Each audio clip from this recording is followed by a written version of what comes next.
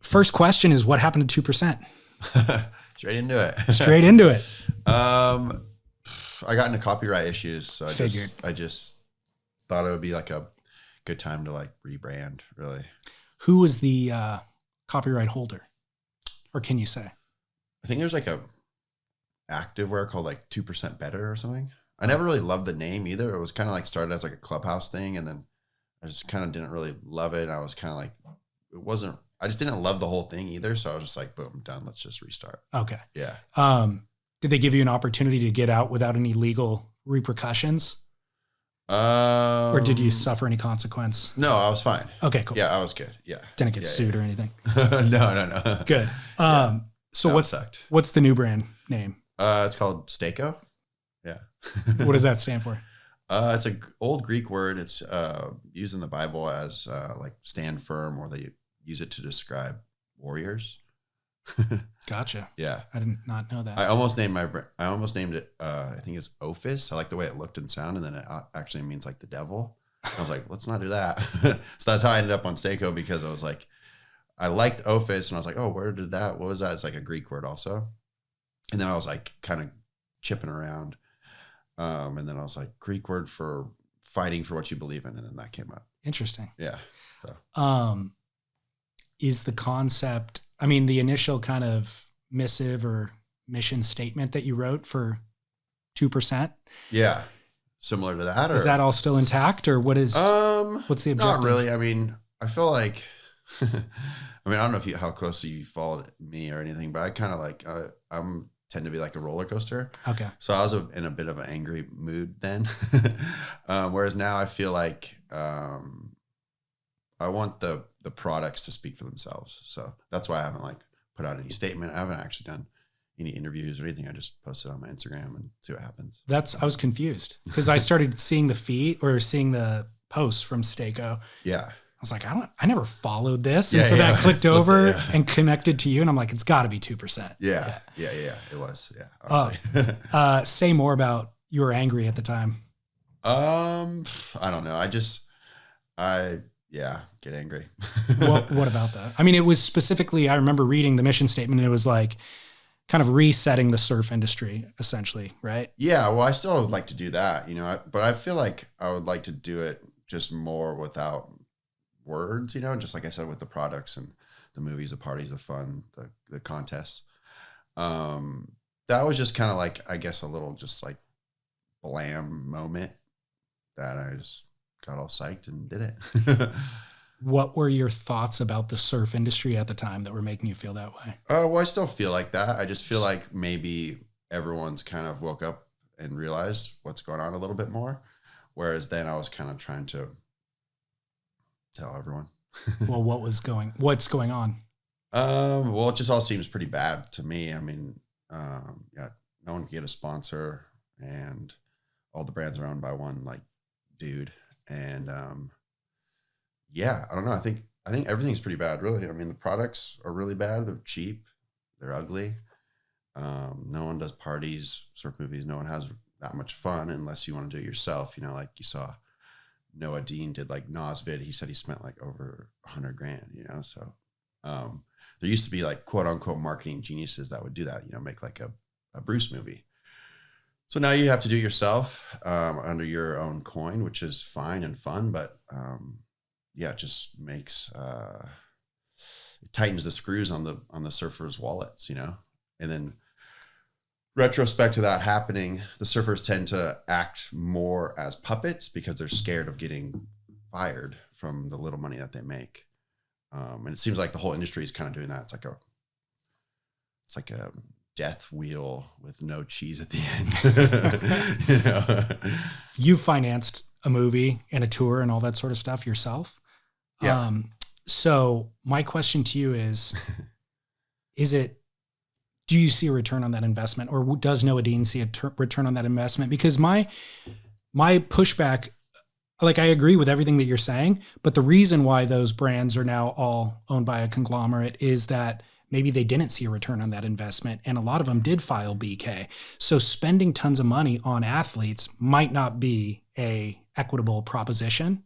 Yeah, I think also like analytics came into the picture where it's like kind of have like nerdy people like trying to, get ROI on everything.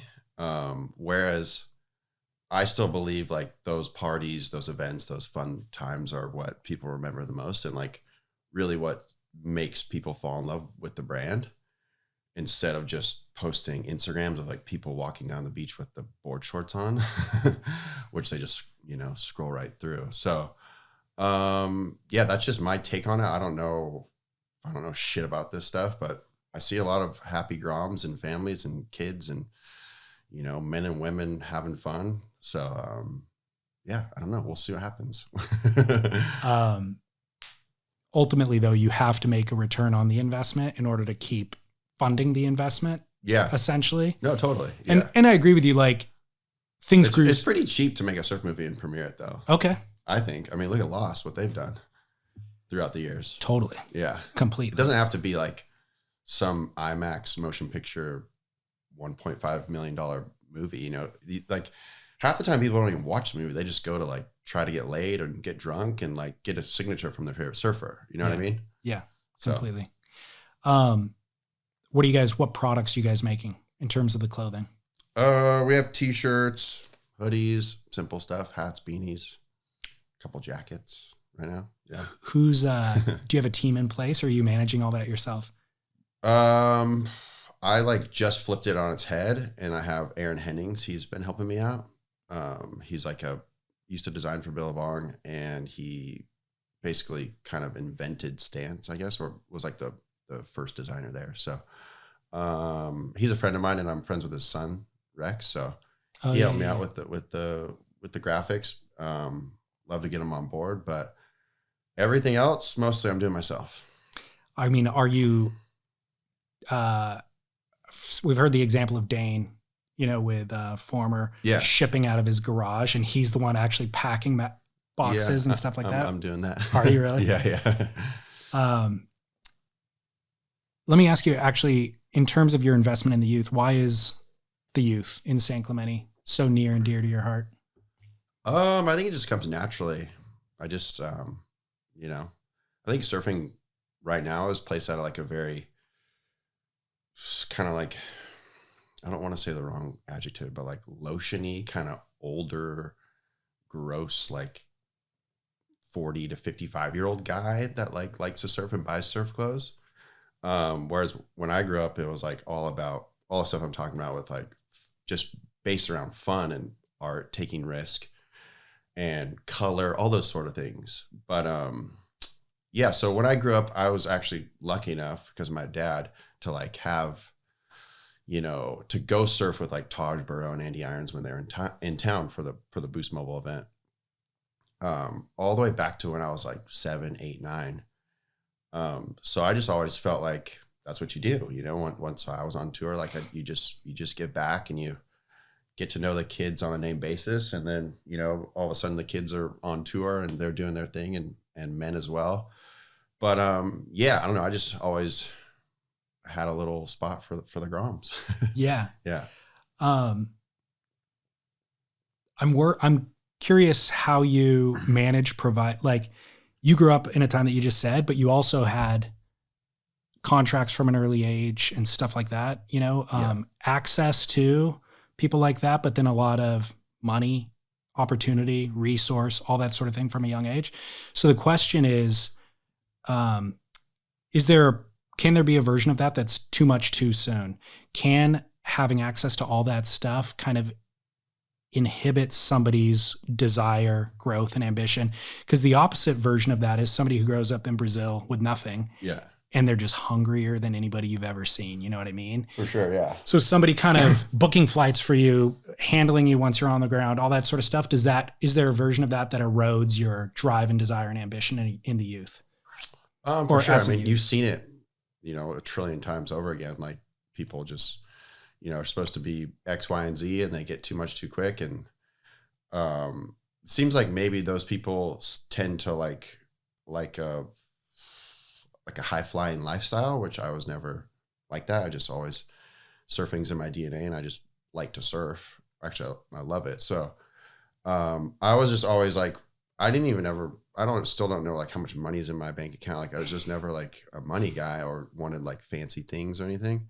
So, you know, once I was just like signing these contracts, I was just like, I don't even, it was like in one ear out the other, like how much money I was making. I was just like, okay, let's do it. And I just want to like, I'll just continue to surf. And like, I really love to win heats and contests. And I want to beat John or whatever. Like that's was what I was more thinking about instead of like my cush life or whatever, you know, even though I've been extremely blessed to like grow up with my dad and where I grew up and, you know, all these amazing times, like surfing was just like Nike and Target. Like it was just like perfect timing for me. So I realize that and I'm super grateful for that, but I was never like, you know, I'm a millionaire or whatever. Like, you know, like, yeah. So, and my dad was always like really hard on me on like being like a good person, a good kid, and, you know, treating my girlfriend with respect and all those sort of things way more than like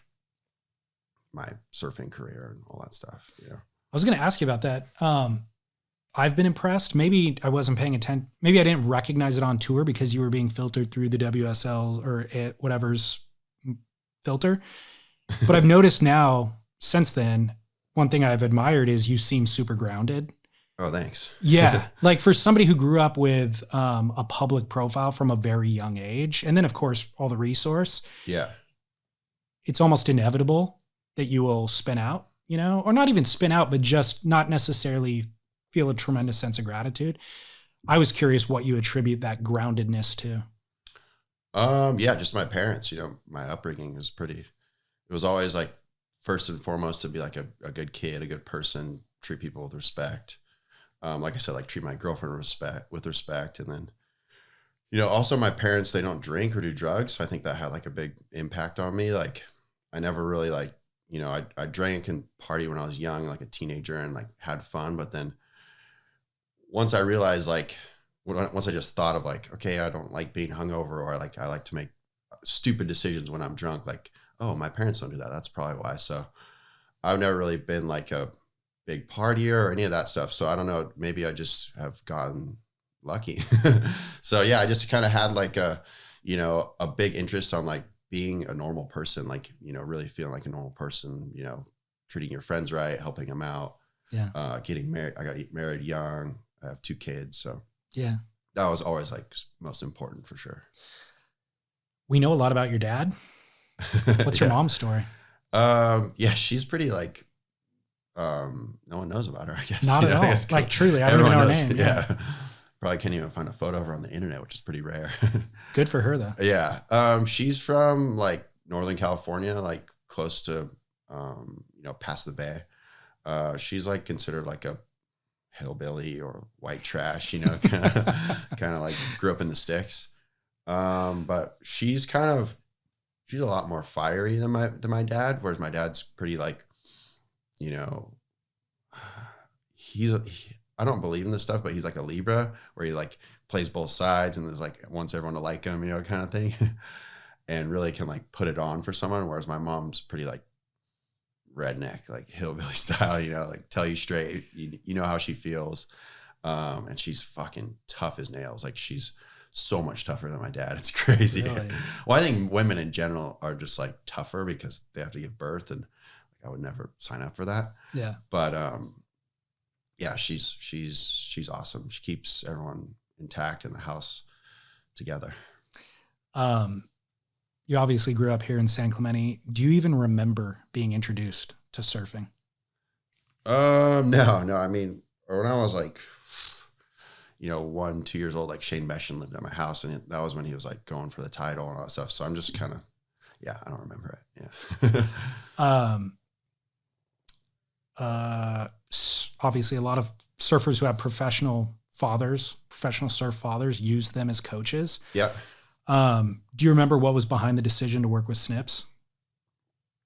I just think, you know, even today, I think it's like a mini little dream team. Like my dad's really good at technique, boards, all that sort of stuff, but Snips is like the tactician, heat mastermind scientist dude. So to have them both in my corner was like kind of like the perfect combination, I guess, of like offensive coordinator and defensive coordinator. If we're making like I don't know if you watch football, but I watch a lot of it. You know what I mean? So I think that was just the plan in the beginning. But it just ended up being like, yeah, it was just like a perfect match. I think there was a little bit of it, like I was becoming like my own man. And then my dad thought like, oh, he doesn't want to listen to me anymore, or because he's heard my voice for 15 years or whatever it is, from when I was like 6 to when I was 20, 21.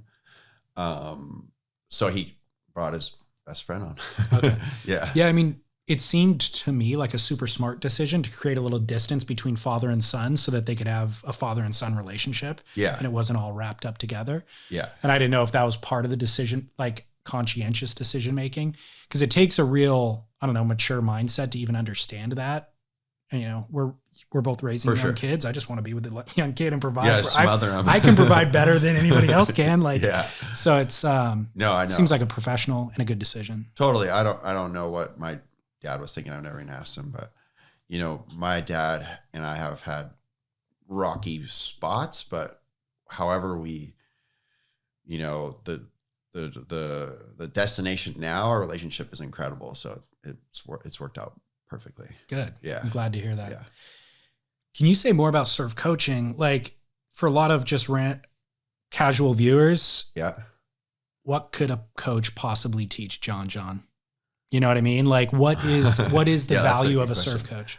I think it's good just to have like another set of eyes, like around or before the event, like, hey, like that board looks better, or hey, try that board, or that sort of stuff. Just because, even John, or, Griffin or Ethan, all those guys, they might feel something on their board or whatever, but really it's like the other thing that doesn't feel as good is better, or maybe they have too high expectations during the surf and they need to bring that down, or maybe they need confidence. So you tell them, they look good and you're ripping or whatever. Like there's definitely like a lot that could help someone, around in and around the events. I don't really know what a coach can do to a 12-year-old kid though. Really? Yeah. Because I think that kid just needs to watch surf movies and go surf and live in your wetsuit. So do you think that the coaching can hinder their progression? I think so, because the way they judge now, and I feel like maybe it's going out of trend a little bit, but they judge on this little snap in the pocket where they like throw spray, and it's like, it's not real risk. Right. And it's not real rail surfing.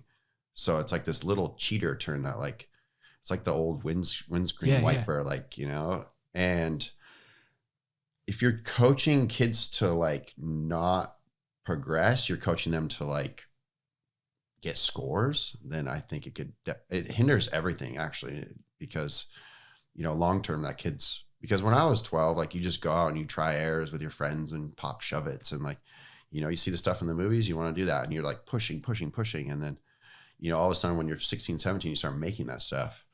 Whereas if kids are just trying to get scores and do little flick turns on set waves, then it's like, it actually brings everything down.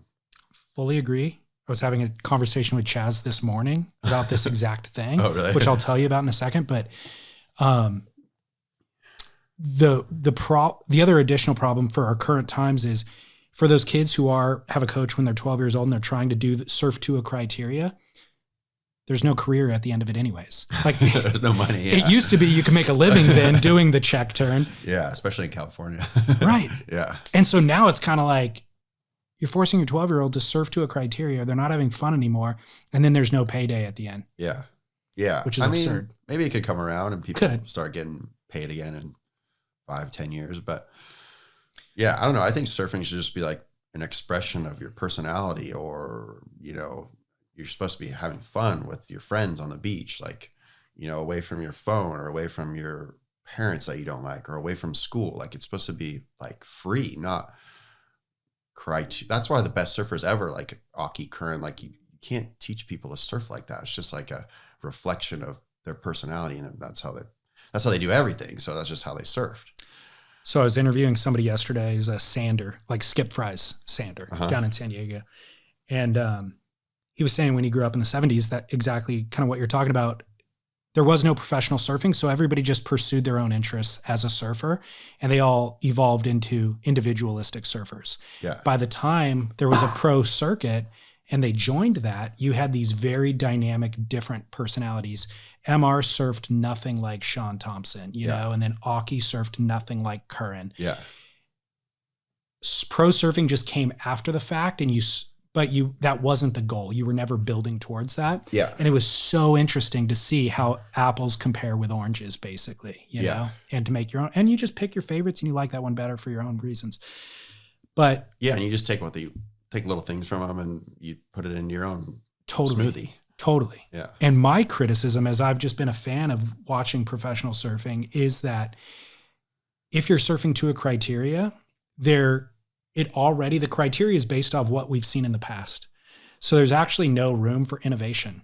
And so 15 years ago, when we saw, I think it was Snapper, it was like Kerr versus Fanning, and Josh Kerr throws a club sandwich at the end of his ride. And it was like, how do we score that? Yeah. We have no room for that. Yeah, right? And and I think, and they underscored it, of course, and they've continued to underscore that. Yeah. Well, me too. Yeah, I know. I'm starting to talk about stories from 20 years ago. I'm like, oh, fuck, I'm getting old. And it doesn't feel like 20 years ago. Yeah. But and we've had a bunch of other examples of that where this lands outside of the criteria because it's actually innovative. So designing a criteria by nature prevents innovation. Yeah. You know what I mean? Yeah. So then you start to see this homogenization of surfing, but it's all down to the lowest common denominator. Yeah. Well, I think it starts at the top. Like, I think the WSL, they want to package surfing and make it viewable or understandable to someone who doesn't surf. And I don't know if this is true, if they're having these conversations with the judges behind closed doors or whatever, but they've definitely, like, the last 4 or 5 years have like scored a lot on like big sections and like spray, which is like things that you and I don't really care about, but like someone who's watching can go like, oh, it's a big wave, and like they threw spray that doesn't know about surfing, and they can go, oh, that's a 7 and that's a 6. Whereas like why are you scoring someone who rode a foot bigger wave and did something basic way higher than someone who's like pushing themselves and pushing the sport really on like a foot smaller wave? It's not a big wave contest, like, you know what I mean? Or someone who had a closeout, like for the last like 3 years, if your wave didn't have a closeout, it was like capped off at like a 6.83. Yeah. So it's like, as surfers, you and I or anyone, they don't go out looking for a closeout. It's like the weirdest thing ever. Right. You know what I mean? Yeah. So why are you going to score closeouts? Yeah. Is there a way to objectively judge, or to even design a criteria to objectively judge surfing? Because in my mind, the farther we go down that path, it's like, it's a futile effort. Yeah. It's like the field goal kicker. You're just like, you just want to chop off their head when they don't make it. Yeah. But like all the other times they made it, it's like, oh yeah, you did your job. Okay, bye, buddy. Where's the quarterback? Sure. So yeah, it's a nightmare of a job. They're standing in the sun for 9 hours a day, starting at 6:30 in the morning. So I don't know. I just really like progression, and maybe that's a little bit biased because whatever, but I like watching progression. Let me ask, we all criticize the WSL on the internet. The locations we criticize, the bloated structure of the tour seems unwieldy. Yeah. The judging we criticize at times. What are we misunderstanding? Like, you've spent a bunch of time on tour. Obviously, there's logistics at play that we're not considering. Where do you feel like they're actually doing a good job and we're misunderstanding as the critics? Well, I think the main thing is like, if the WSL goes away, where are we at? Like, so we should all be a little bit grateful for that. Because if it's not here, then it's probably, we're just like boogie boarders or something, without any sponsors or tour. It's kind of like, okay, what are we doing? I also think they do a great show. Like, it's pretty good to watch. Like it's, the broadcast is amazing. I just don't think, like, the whole thing is like they're trying to expand, and it's probably the issue what happened with the brands too. I'm not really sure, but they were trying to expand and sell to people that don't care, or package it to people who don't care about surfing. Whereas when you do that, you start to like piss the people off that do care about surfing, and nobody's going to watch whatever, that doesn't surf, Sunset Beach, especially that doesn't surf. They just don't care. Like, it's just work, football and baseball, whatever it is, and hanging with your kids. Like, even me, just since being off tour, I'm like, oh, it's on. Like, okay, whatever. See who wins. Like, interesting. You know what I mean? Because people have lives. So I just think you gotta water your trees. That's the whole thing. And you gotta make it good for the people who already love it. What would that look like to you? What would making it look good or watering the trees look like to you? I have like a crazy point of view on it a little bit. I mean, I think they need to make elevate the surfers, make them look like rock stars. I think in the 80s and 90s, like surf in, Andy, like surfers look like they look like Hercules, or they look like Led Zeppelin. Like, it was incredible to be a surfer. You just looked amazing, and you're at the beach and you're sexy and you're tan and all those things. So I think they need to go to places where it elevates them. Like, I think that they should have, tour stop at Steamer Lane for sure, the natural amphitheater of it, and it waters the roots of the sport. I think Huntington's great. I think it's absolutely crazy they don't have any sort of event in Japan. So just things like that. I think they need to like look at it like that. Why don't they have an event in Japan? Why don't they? I don't know. Maybe it's too expensive. I don't know. I think maybe they try to do both sides too much, have like J-Bay where like no one watches and it's like in the middle of the night, but then also like Margaret River, that's like a pretty bad wave, but it's like free because of the government. So it's like they're trying to like play both sides instead of like, hey, we're going to France in the summer and we got fucking the Foo Fighters playing and a free show, and we're going to have a raging party, and we don't care if you cuss, and we're going to have fucking Chaz commentate it. It's just going to be fucking kumbaya parties on the beach. Can I tell you, I want to tell you my thoughts, and then I want to hear what your opinion on it is. I've always felt, because I grew up in that era as you did, where like those are the people that I admired too, Andy Irons and all that sort of stuff, and the rock star mentality. Chris Ward for me, I was like, it's not who I want to be, but that's who I want to surf like. I want to watch him. Yeah, exactly. It was very apparent to me, and even more so now with the version of the WSL that we see, man versus nature is the initial conceit of surfing. Man or woman versus nature. Yeah. It's compelling. And the Middle America audience that they're chasing understands that. They watch 100-Foot Wave on HBO, that sort of thing. Yeah. And me as a core surf fan, when I see that clip of John at Sunset the other day, I'm like, that's everything. Yeah. Did you see that wave? No. The Wax Head put it up on their Instagram account. It was like, he's riding a 6'3", double overhead sunset, massive carve out the back, long barrel, 2 big hooks on the inside. And it's like the wave has so much playing field and face, and he's navigating it beautifully. They're just speed, power, flow, beautifully executed. Perfect surfing, Kicks out of the wave. I'm like, I've probably seen it.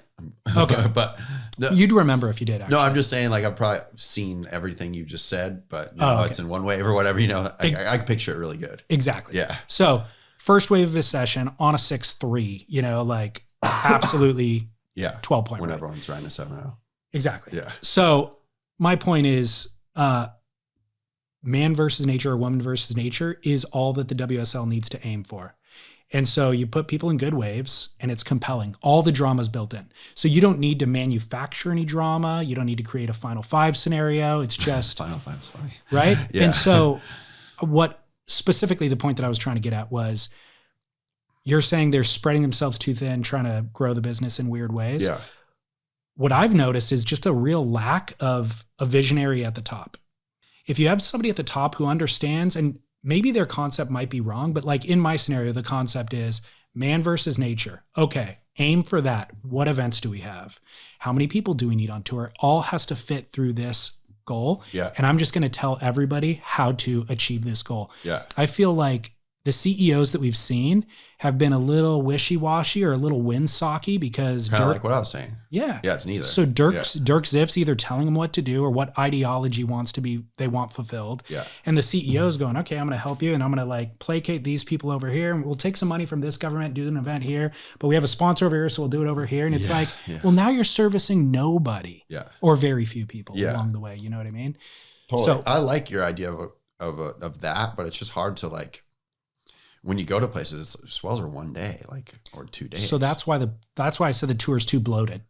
Oh, okay. You know, if you have 32 people and you need 2 swells to run in, and then men and women, now you have even more. It's too, and that's super expensive for the WSL to even organize. No, totally. So if you had a smaller tour that was just the elite, there could be a great feeder system tour, but if you just had a smaller number of surfers on tour that could run in one swell, kind of solves a lot of problems. Yeah, for sure. But you'd almost need like 8 people. Like, how do you're rearranging everything if you're going for that. So that's what you almost need like a roving final 5 in a way, because that's how long that takes, is 1 day. So imagine that. Who are the best 8 surfers at Cloudbreak? Let's let those people compete at Cloudbreak. Who are the best 8 at J-Bay? Let's get those people there. And the feeder system sorts it out. When you said, where would we be without the WSL? I'm like, I don't know. Starting fresh sounds great to me. Maybe. Well, the other problem is the WSL is operating at a loss. Yeah, totally. In perpetuity. So what's the point of Probably even trying to sell it? I don't know that, but yeah. So what's the point of even doing it? If everybody's losing money over here and your fans aren't happy, and I don't know, are the surfers happy?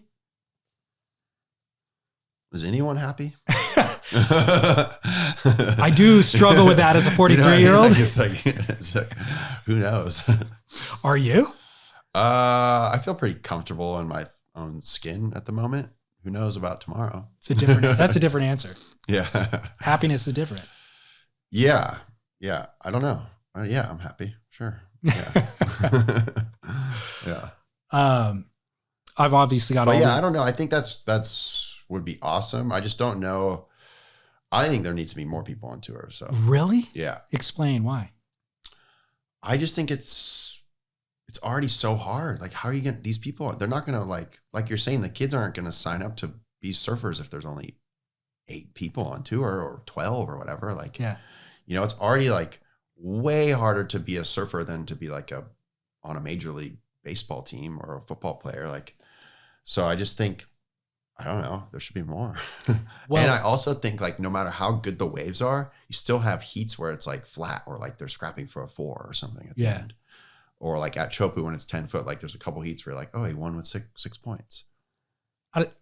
In the way that you're explaining it, you're talking about just making a living off of competitive surfing. But if you open your aperture to be like, include Nathan Florence and Ben Gravy and everybody in between, there's a lot of ways to make a living as a surfer now. There's more ways now, I would argue, than there ever was before, despite the WSL. Yeah, I agree. But I don't really think that Ben Gravy, like, wanted to be Ben Gravy. You know what I mean? I think he's just hustling. Yeah, exactly. So I think if you're a talented surfer and you're ambitious, there's a way to make a living now. But surfing to a criteria, you're right, you're going to have fewer and fewer options because the WSL is not a viable business. Yeah. You know what I mean? And so I heard they might go to 24 and 24, men and women. So, and I was like, what? There's already no one on tour. Like, how are they, Yeah. But I don't know. That was like, I guess it'd be a great show, but I'm just not, I wouldn't vote for it.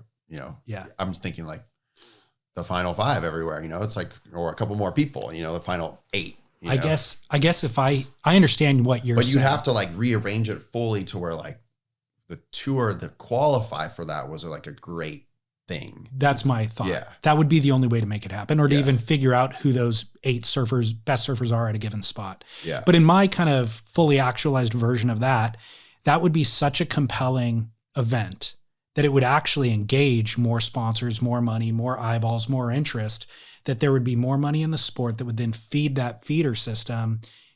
And in the end, you would actually get the goal that you're looking for. But if you just double down on the version that they're doing now and just pour money into the losses and expand the tour, now you need 3 swells to run in, you're never going to get to that. That's kind of the way the way they have it now is like, you have these like 11, 12-day waiting periods, and there's like always a day where it's bad, like actually bad waves. So it's like, why even have the waiting period? Just run a 4-day event. Because like people are surfing in bad waves. Like last year at Bell's, like John against Cade, like it went dead flat for 17 minutes. And it's like, okay, bye, like going back to Hawaii. And why even have the waiting period? Let's just do it Thursday to Saturday and save everyone their whole life, you know? Yeah. Because I did 12 years on tour. You sit around, like, it's like occupying your brain tour, you know, because you got to like sit there and, you know, first round's on Friday and your next heat's on the next Saturday or whatever. Like, it happens all the time. Well, so is that the best use of the prime of your life? If your goal is to surf and get barreled and progress your craft, is it best to spend the prime 12 years not surfing great waves? I don't know. Everyone's different. I love being on tour. I love like, I mean, I'm trying to get back on tour, so I can't like potty mouth it too much. But yeah, I think just the competitive feeling of that is like, you know, something to strive for every day, all that sort of stuff. You know, like I said, keeping my mind occupied of my weight and my fitness, my flexibility, like how sharp I'm surfing, all that stuff is like awesome for me. But other people, you know, like a Dane, he was over and he was done. And, or other people are just on the hamster wheel of the tour and they fucking hate it. Like, I'm sure there's plenty of those guys.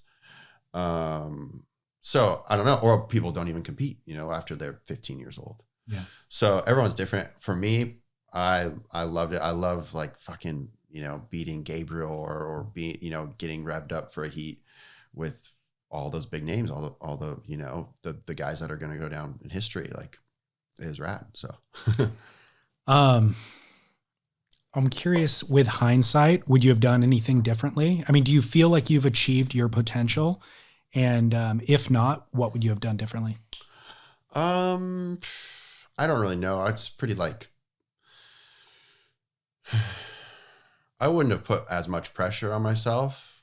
But that being said, like that made me like work to the bone and it got me to where I was.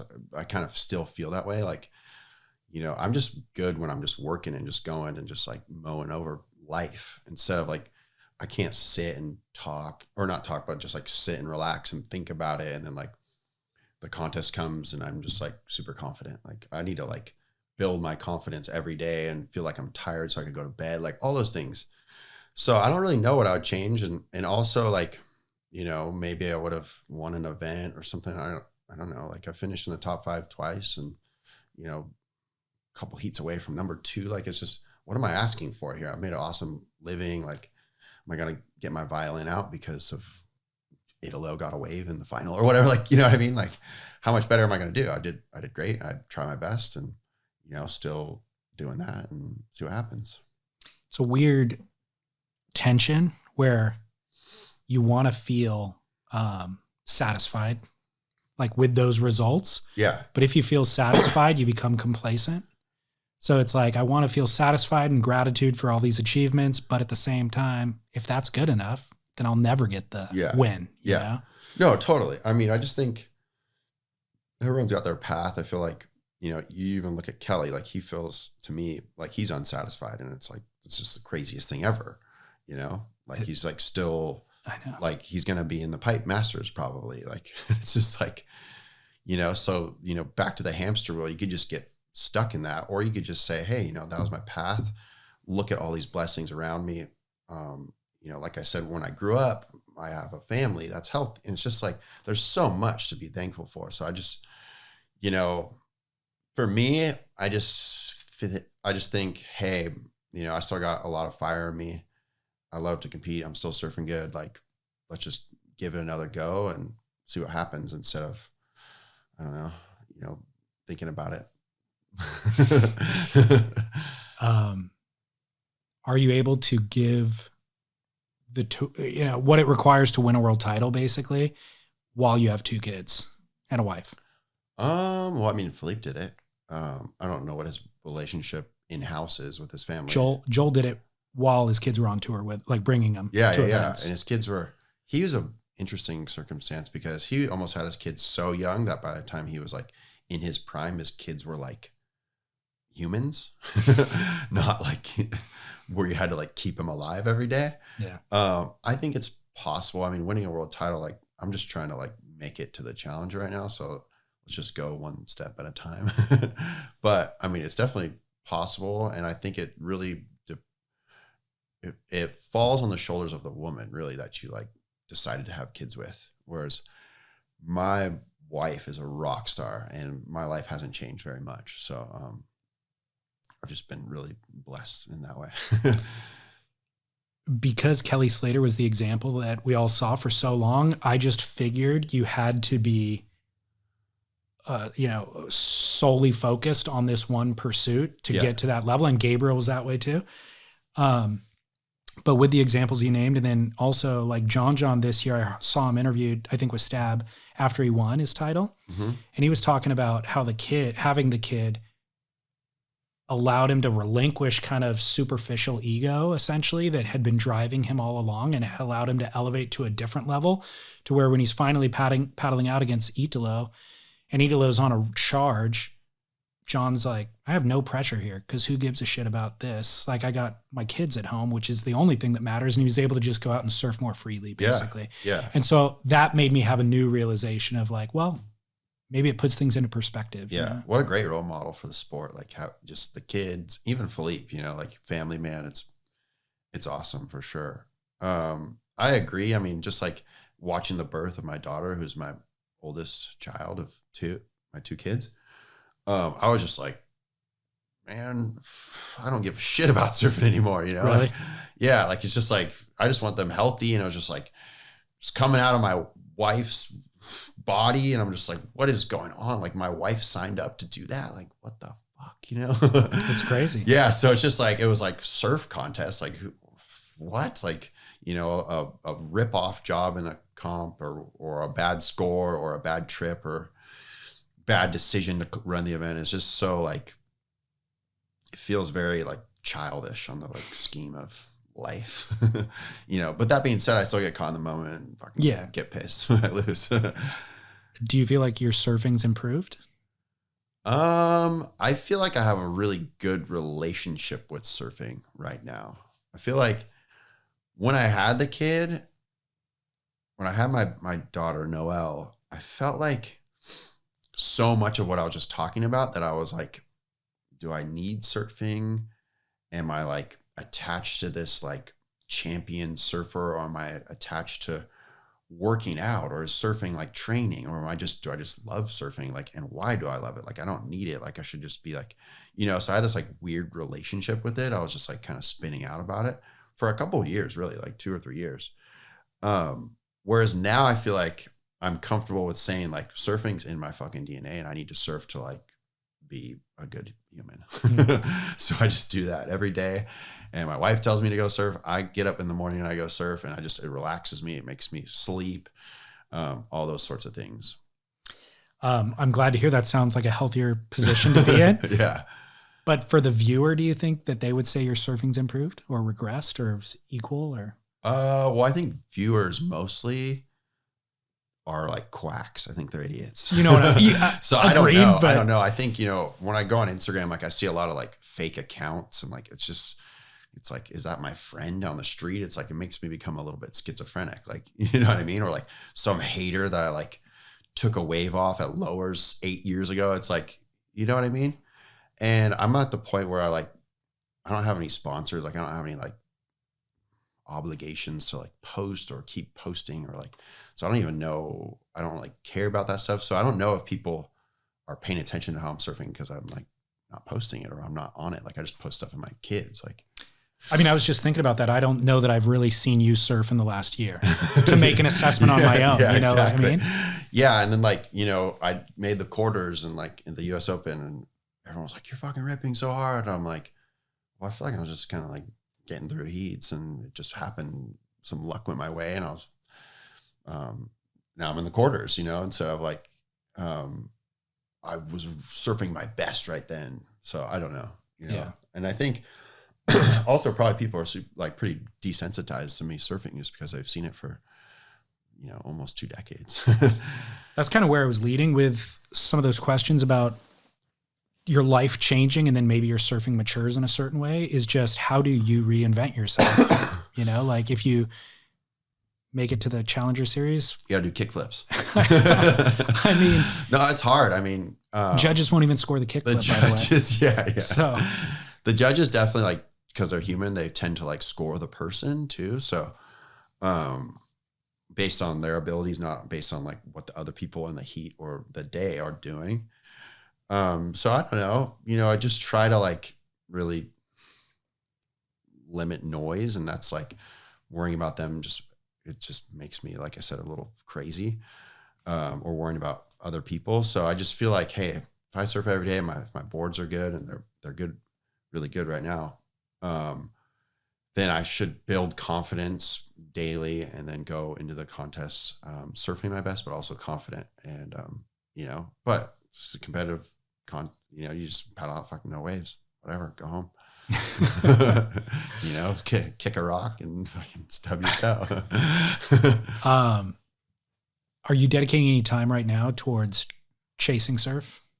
It's so hard for me. I actually had to like recently cut that off because I'm like just obsessed with like driving up north and going to Mexico and like looking at swells and like just I'm obsessed with surfing, you know, again, getting good waves. But I realized that especially if your equipment's good, like surfing, you should be pleased and excited to surf in San Clemente because you have a family, you have a business, you want to compete, you want to travel, you want to do tours, you want to go to Australia for the Challenger, like all these things. So you can't be, when you're at home for 10 days, you can't be like, oh, look at this swell in Santa Cruz, I'm gonna go up for 4 days, because you're just like, you're gonna fucking never be home and it's gonna suck, you know? So I recently had to like cut that off and just go, hey, because it's weird when you have kids, you realize, fuck, my life is pretty like tainted and jaded. Like, why don't I just get happy when the fucking little ball like rolls at me? You just giggle and like show your gums, you know,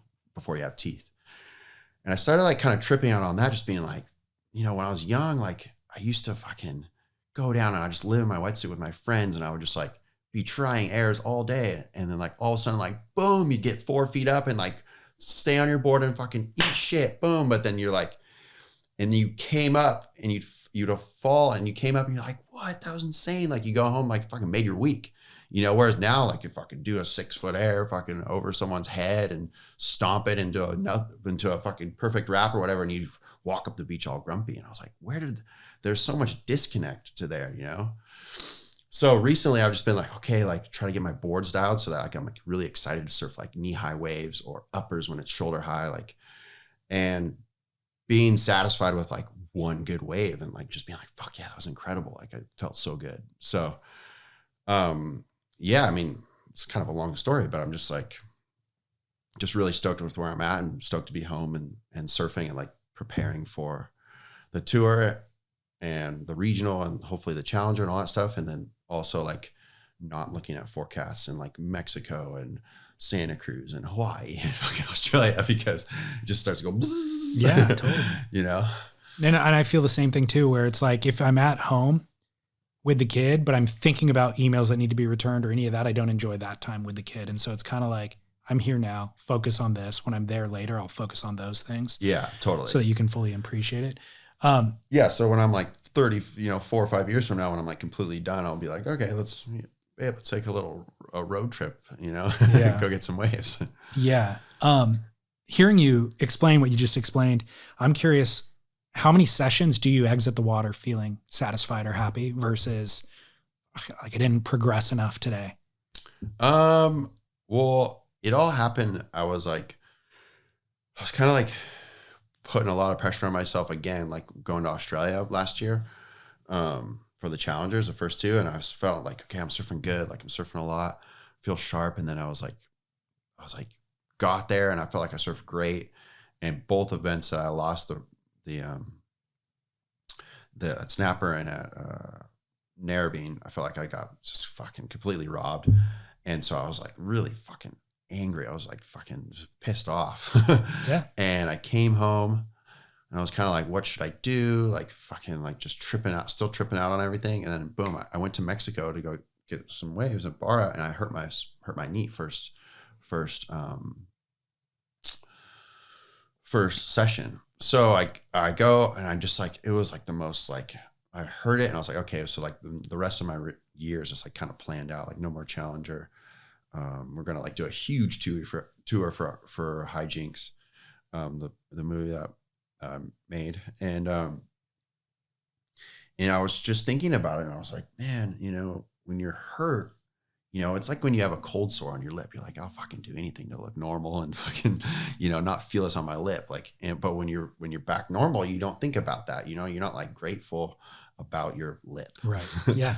And I was like, if I could just remember like how fucking shitty it is to be hurt and have you know, everyone's having fun surfing every day and you're fucking white and fat and like gross. And like, you have to go to PT every day. Like just, if you could remember that and hold on to that for like ever while you surf, like there's never going to be a bad session ever again.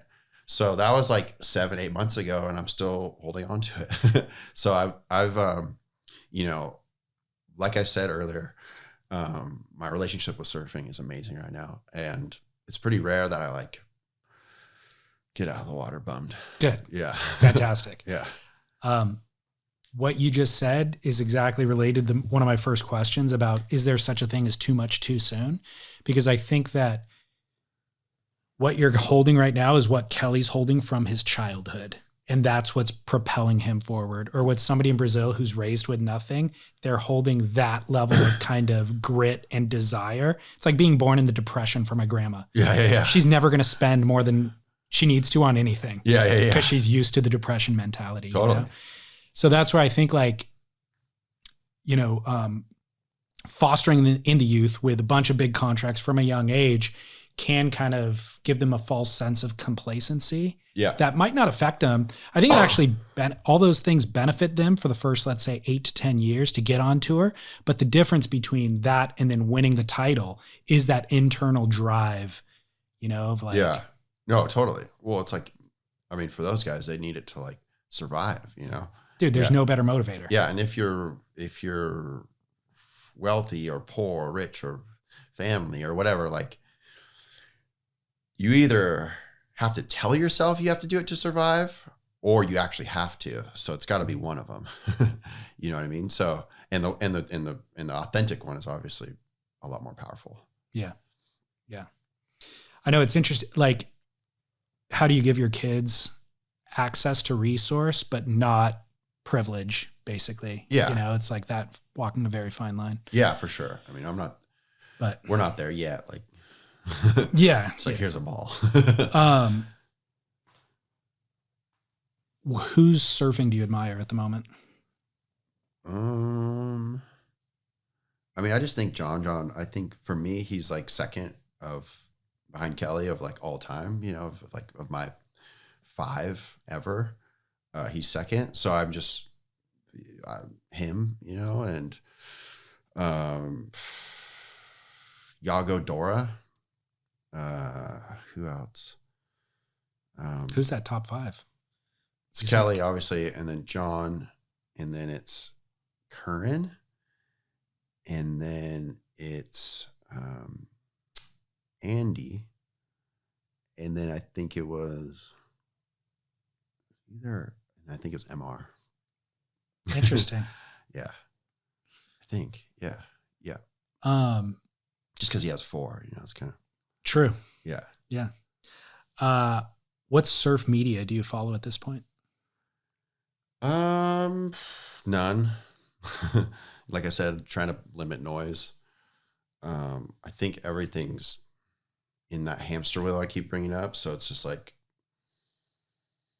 someone told me I have anger on tap. So I try to like, not look for it. Who told you that? My friend. Yeah. Meaning you can easily access it when you need to. Yeah. I'm just like very like passionate, and I'm passionate in things that I you know, with surfing, I know so much, and it's been my life. I have a very certain way I like it, and I think it should be. And if everybody just stopped doing the hamster wheel thing, then it would just be good again. Like really, you know, just grow some balls. But yeah, so I just don't look at it because it's just, you know, everyone's just trying to create a livelihood, and they're doing stuff that I don't like or whatever, you know, so it drives me crazy.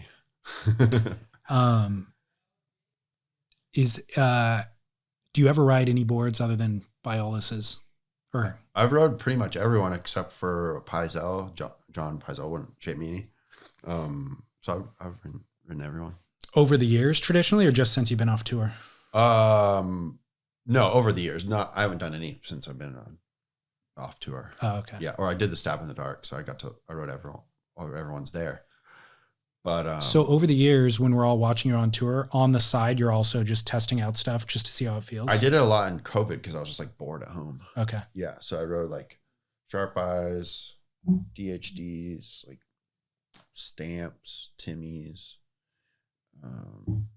CIs. I kind of just rode out.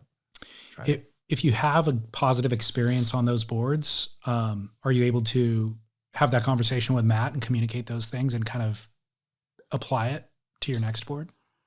Well, this kind of goes back to what you said. I would, if I could change something back when I was on tour, maybe this is it. I think in 2019, I was like ranked super high. I was actually number 1 in the world, like pretty far along.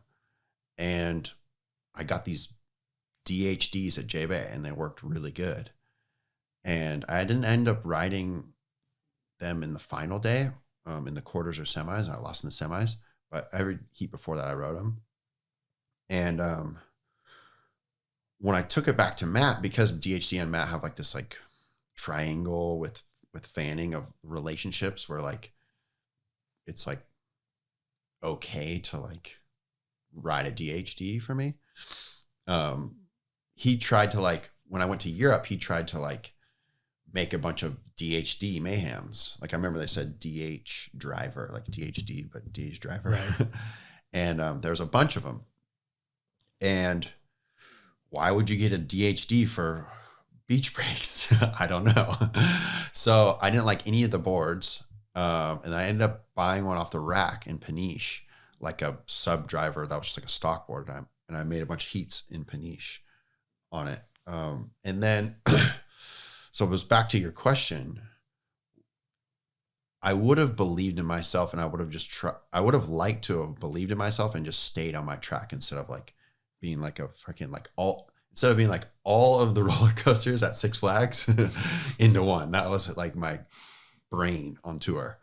It's because you see these guys that just stay on their thing, just boom, like Ethan, just all of a sudden he's got 1, 2, 3, he's going for the title, like event wins, and he's just like, you know, he's not trying mayhems and trying to learn backhand 4 rotations. Like he's just like, you know, and I was just like this fucking, oh, he won that event, so now I'm gonna try that. And then he won that event, so I'm gonna try that. And it was just like only a couple years where it was like I believed in myself and my shit was on point and I didn't change too much and I was like did pretty good, you know.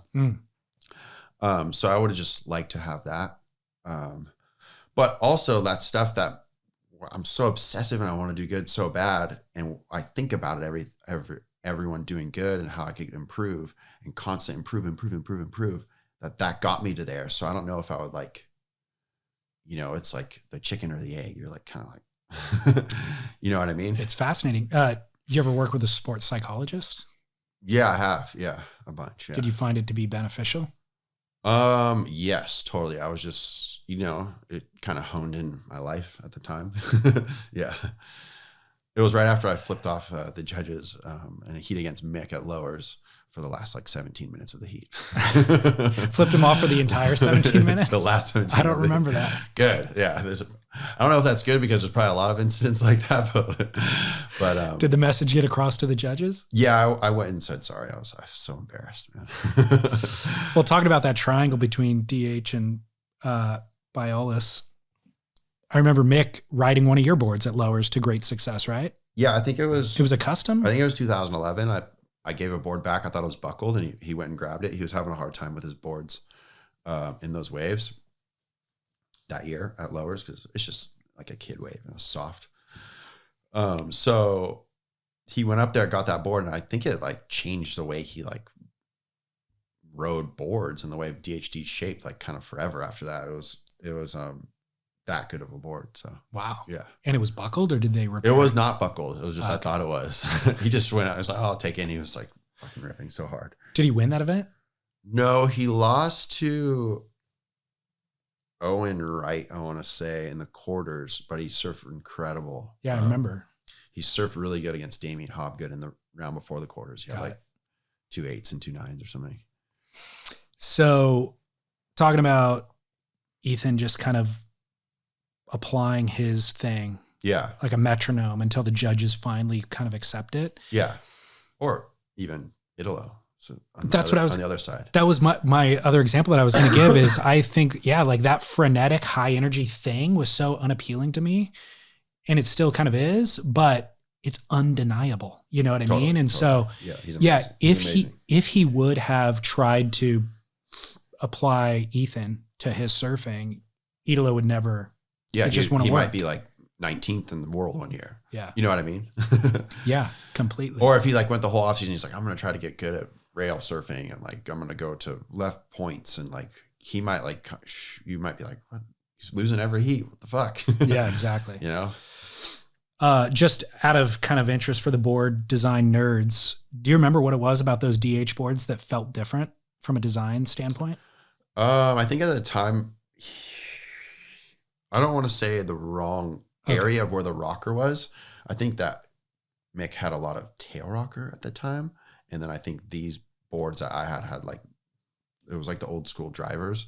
They had like a lot less tail rocker and like more, the rocker was more on the nose, but everything was like really subtle. Whereas like before that, Mick was riding like those like supercharged, really light, rockery Gold Coast DHDs.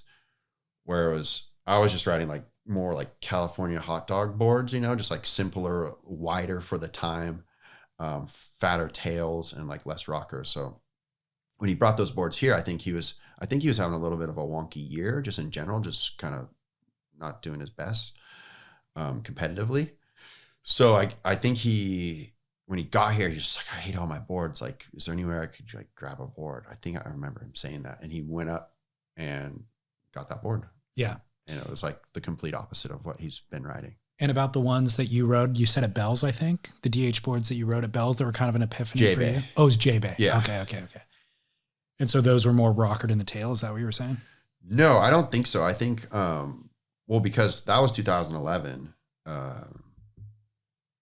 when Mick did that. And then what I'm talking about is 2019. Right. So I think he kind of like changed the way he like, you know, now DHs work incredible at lowers. Like, look at Ethan. So I think he's like, whatever, put some of the matte stuff into his boards. And then, yeah, whatever happened. Is there, when you look beyond kind of the competitive career, if you requalify on any of that stuff, do you see, is there any appeal for you in what Josh Kerr has done? Like riding totally unconventional style of surfboards and chasing waves in that way? Well, his instance is like strange to me because I'm like super scared of like retirement surfing, like people who ride like those boards or like they look a little fat and sloppy. Like I'm just like, I'm so scared of getting old, fat and like sloppy and just like, oh, there's Kolohe used to be great like fucking 15 years ago. Like I just look at like Michael Ho, like he's surfing pretty much as good as he ever has, like still to this day. So it's just like incredible. But Josh Kerr rides those boards, but he's fucking like, he's at wave pools doing like stalefish full rotations. So it's like, okay, like he's still like surfing his best. So if they work that good, maybe, but I think I'll just always ride mats. So, but pointy thrusters always? Yeah, because like I said, I think, this like anger on tap thing that I said I have, or my friend said I had, is like when I surf, I like release some of that, so I needed something to push off of. And Kyle Tierman told me that once. He's like, I fucking love the way you surf. You just like look like you want to just you're so angry, you want to destroy the wave, because he was like floating over a wave when I was at lowers. He was like, I was doing a bottom turn or something. So I think I need something to push off of. I think I'll ride thrusters forever. Yeah. There are examples of people off tour who I feel like are doing their much better surfing off tour. Yeah. Coco Ho is another one. Yeah. She looks fitter than ever and surfing better than ever too. Oh, cool. Yeah. I haven't paid attention, but that happened a lot with like guys back in the day, right? Like Margot or whatever. Like, yeah. And for sure. Yeah. And I think, it is related to just relinquishing the criteria, just like I don't have to surf to a criteria. The world is my oyster. Tom Curran going on the search. Yeah. You know what I mean? Like, yeah. So, Totally. Well, kind of a deviation. Do you have a watch sponsor? You said he didn't have a sponsor. No. I've got a watch for you from my sick. sponsor. Is this your company? This is not my company, but this is our watch sponsor. It's VAER, VAER. And so they sponsor the podcast, but also it's two dudes, they're surfers, direct to consumer model, high quality product. DTC. Yeah, exactly. Sick. Thank you so much. You're welcome. American assembled, waterproof guaranteed, and solar powered. Wow. You don't even need a battery. Awesome. There's like a solar cell underneath it. Is it like it looks like a wear to dinner with my wife watch, or is it like everything? Wear it in the universal? water. It's a dive watch is the style, but it looks good enough to wear to dinner with your wife. So there you go. Yeah. There's your little thank you for participating. And then for listeners, VAERwatches.com/surf splendor is 15% off. So listeners, they actually outfit all the North Shore lifeguards and everything. Oh, cool. I like that. I think John's brand does a lot of that stuff. Yeah, that's right. Super cool. Yeah. Yeah. Yeah. So a lot different than like doing it for the San Clemente lifeguard. They're fucking saving no one. It's equally as honorable. It's just the work on the North Shore is harder, and so the watch gets put through the paces. Yeah. Okay. Yeah. Those guys are fucking gnarly. Yeah. So gnarly. Final or kind of wrap up questions. Any surf destinations you still want to go to? I'm sure there's some. I don't know. I've never been to Namibia. Kind of cool, but maybe, I don't know. Not at the top of your list. Fuck lefts, actually. Like if people just like lefts too much, I gotta start like hating lefts. That's true. They do. Dude, they love lefts and they hate rights. And it's like, I think like to go backhand. No, I think they just feel like second class citizens on tour. Are you regular foot? Yeah. Okay. But on tour, there's not enough left. So that's what their grudge is against. Yeah. No, it's just all my friends, not just the tour guys. Oh, really? Yeah. I don't know. Obscure waves that aren't good ever. I don't know. I mean, Mozambique's the alternative to Skeleton Bay. If you want to go right. The right? Yeah. Yeah. It's too far though. Yeah. I'm easy. See? Less rocker, paddle out. Final question is, what was the last surfboard you rode? Rad Ripper, 5'8", Black Sheep. Been riding that thing for, not that particular board, not that exact one, but that model thing for like 5-6 years. It's like a skateboard and it gets you surfing every day. Nice. Yeah. You ever tried one? No. And it's the Black Sheep construction, right? It's like carbon. It's like a stringless epoxy and then carbon on the top. Where do people get Is it STEKO? Yeah. STEKO. It's STET though, right? STEKO.